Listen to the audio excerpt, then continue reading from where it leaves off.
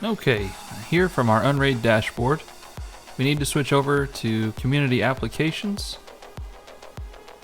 and do a quick search for Unmanic. Should be the only search result that you see. Go ahead and hit that download arrow. And as you can see here, there are some advanced settings to enable NVIDIA or QuickSync if you have an Intel GPU. We're going to go over those later, but for now we're just going to do a basic install. We're going to leave our app data path the same. And as you can see, Unmanic comes pre-filled with some library paths. Now you want to go ahead and change those to your existing library path, or it will create new ones. So let's back out of that. I've got mine mapped to media, and for movies, I've got it in Plex Movies. And for TV, I'm going to do the same thing. I'm going to back out of the pre-filled path, come down to Media, Plex, and TV shows. Now your paths may be slightly different. That's okay. Just be sure to enter the path accordingly for movies and TV shows. And as you can see on the next step, Unmanic has a encoding cache directory that we need to fill in.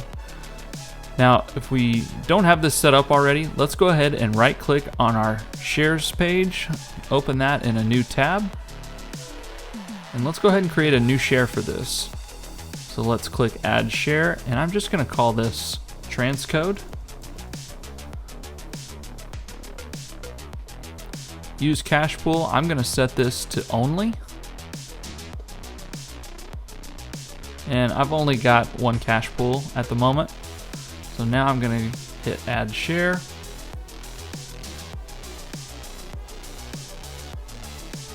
And we can see that transcode share now available.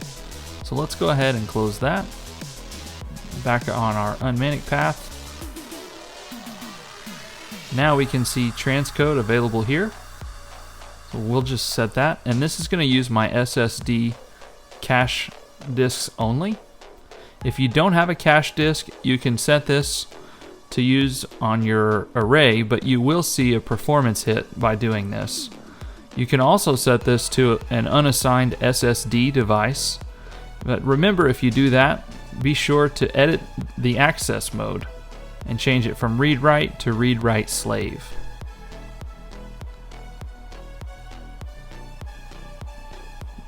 Now that we've got this ready, we can go ahead and hit apply.